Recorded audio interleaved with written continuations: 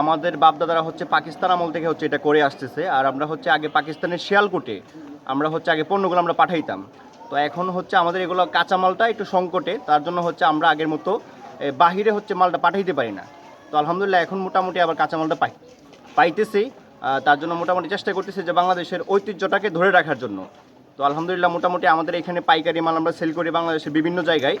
আর আমাদের শোরুমে আলহামদুলিল্লাহ যথেষ্ট পরিমাণ ইউনিক কালেকশন আছে। আমাদের এখানে বেতের তৈরি মোড়া আছে, তারপর ইজি চেয়ার আছে, তারপর হচ্ছে বেবি দোলনা আছে, ঝুলন্ত দোলনা।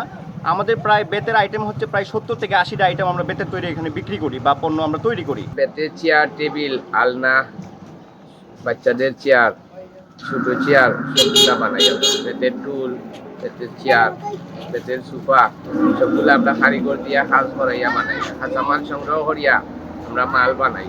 আল্লাহ যে দিয়েছেন ওগুলো সুন্দর সুন্দর বেতমালা, পালংমালা, চেয়ারমালা এগুলো আন্তর্জাতিক বাজারেও তারা সেল করে।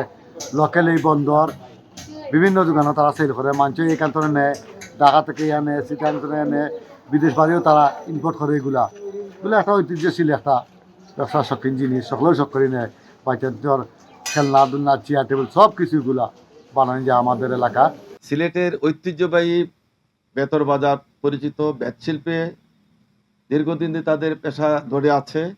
সাম্প্রতিককালে তারা বিভিন্ন সমস্যার সম্মুখীন, যে কারণে সরকারের কারিগরি সহায়তা সহ বিভিন্ন সহায়তার প্রয়োজন আছে বলে আমরা মনে করি।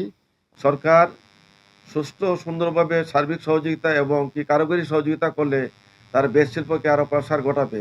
কারণ ওই ঐতিহ্যবাহী বেত শিল্পে দেশে এবং প্রবাসে বিভিন্ন জায়গায় তাদেরকে আমদানি এবং রপ্তানি করে যাচ্ছে। আমরা প্রত্যাশা রাখবো সরকার তাদের পাশে দাঁড়িয়ে তাদেরকে এই আর্থিক সহায়তা সহ কারিগরি সহায়তা প্রদান করবে বলে আমরা মনে করি।